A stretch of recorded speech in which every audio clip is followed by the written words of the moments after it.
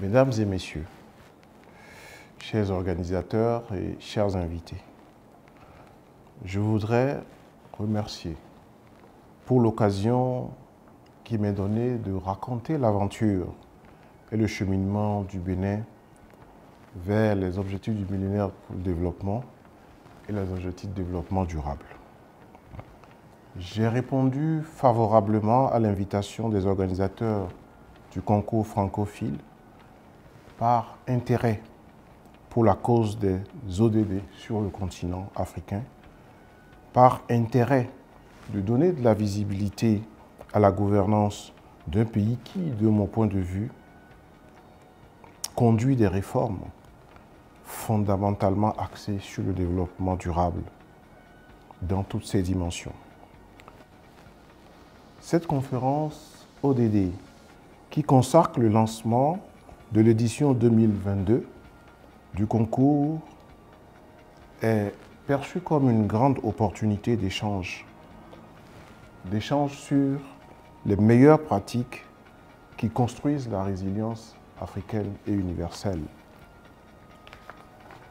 Depuis 2016, le ministère du Cadre de vie et développement durable est au cœur du dispositif d'atteinte du Bénin des ODD. Il est le cœur battant du Bénin en lutte contre la vulnérabilité pour une résilience vis-à-vis de tous les obstacles de développement durable du pays et de toutes ses communautés. La déclinaison cadre de vie est une vision, une ambition et tout un programme pour un développement durable responsable. Il est le secteur par excellence de la visibilité du programme d'action du gouvernement qui combine le sectoriel et le territorial dans les champs de l'aménagement, de la ville, de la construction, de l'écologie, des eaux et forêts, des aires protégées pour assurer substantiellement la transformation positive des conditions de vie des populations et communautés à la base et poser les fondements d'un développement endogène soutenable. Sur le terrain, notre action a été portée par le pilier 3, aménagement des conditions de vie des populations, et l'axe stratégie 7, développement équilibré de l'espace national. Du programme d'action du gouvernement PAG1 au deuxième programme PAG2, les résultats tangibles engrangés sur le front du cadre de vie ont fait bouger le pilier et l'axe stratégique dans le sens de la consolidation. Accroître donc durablement le bien-être des populations, pilier 3, renforcement du développement équilibré et durable de l'espace national à stratégie 7. À l'instar de tous les pays, le programme de développement durable à l'horizon 2030 et l'opérationnalisation des ODD ont amélioré notablement la planification des politiques publiques au Bénin à travers la priorisation des cibles dans une bonne compréhension des contraintes de développement du pays. 49 cibles prioritaires, 178 indicateurs des cibles prioritaires, évaluation des coûts des ODD, Plan national de développement, PND 2018-2025, Programme de croissance et de développement durable, PC2D, pour effectivement, comme le préconisent les ODD, ne laisser personne de côté. Atelier technique d'intégration des ODD dans la planification de développement communal, l'outil méthode MESODD pour mesurer le degré de prise en compte des ODD dans chaque secteur. Le Bénin, dans son PAG1, a atteint la sensibilité de 53,69% et de prise en compte de l'évaluation de la part des ressources nationales consacrées effectivement à l'atteinte des ODD.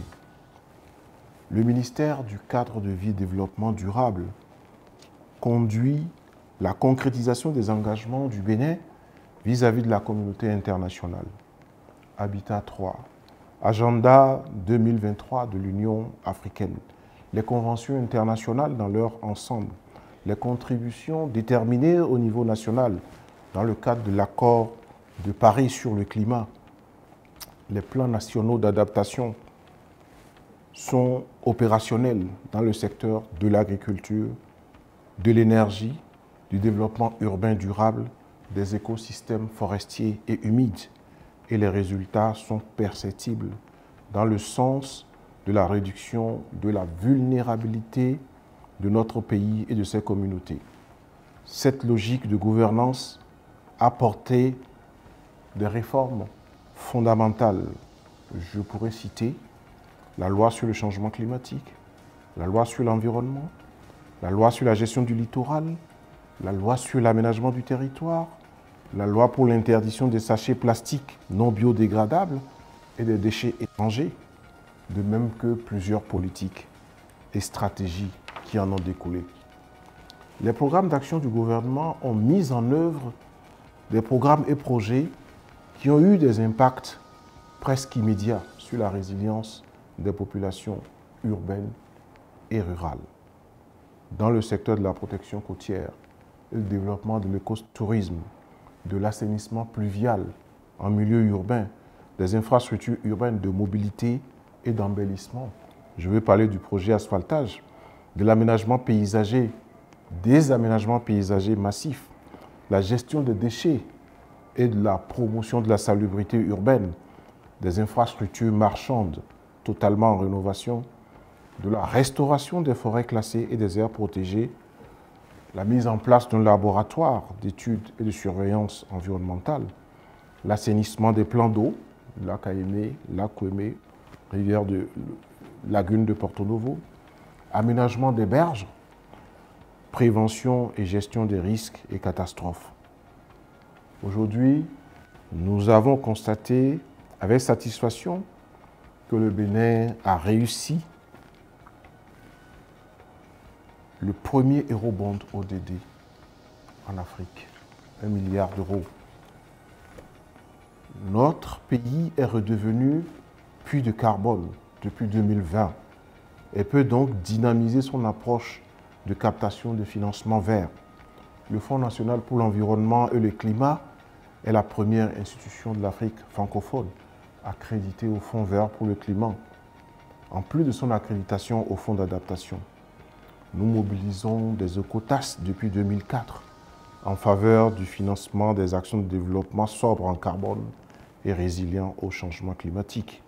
Nous avons généralisé les études d'impact environnemental et social, la délivrance des certificats de conformité environnementale et sociale et la mise en place de plans de gestion environnementale et sociale sur tous les projets publics et privés. La dimension climat est officiellement intégrée à la programmation budgétaire depuis 2018. Nous avons élaboré une note sur la neutralité de la dégradation des terres, assortie d'un plan d'action sur la gestion durable des terres et de la foresterie. Vous en convenez avec moi, mesdames et messieurs, la liste est longue, mais je voudrais mentionner la mise en œuvre du projet local, de l'acronyme anglais Local Climate Adaptive Living Facility, dans plusieurs communautés rurales de 9 communes du nord du Bénin. C'est une expérience unique et efficace de mise en place de résilience, de construction de résilience au changement climatique à la base. J'en aurai terminé lorsque j'aurai félicité et remercié la Société d'encouragement pour l'industrie nationale et la conférence permanente des chambres consulaires africaines et francophones pour ce concours original et innovant, surtout pour la thématique de l'édition de 2022. Je suis persuadé que notre avenir est porté par la jeunesse et qu'il passe inévitablement par le développement durable. Je souhaite aux compétiteurs de sortir leur tripes parce que le potentiel du développement durable est sans limite. Merci aux organisateurs de leur tendre cette passerelle entre le présent et le futur. Pour moi, Madame Salimata Keïta est aussi le symbole de cette jeunesse africaine et universelle qui fait bouger les lignes. j'ai du respect et de l'admiration pour son engagement en faveur des grandes causes. Je lui dis merci d'avoir insisté. À vous tous, merci et bon vent pour le concours. Merci beaucoup.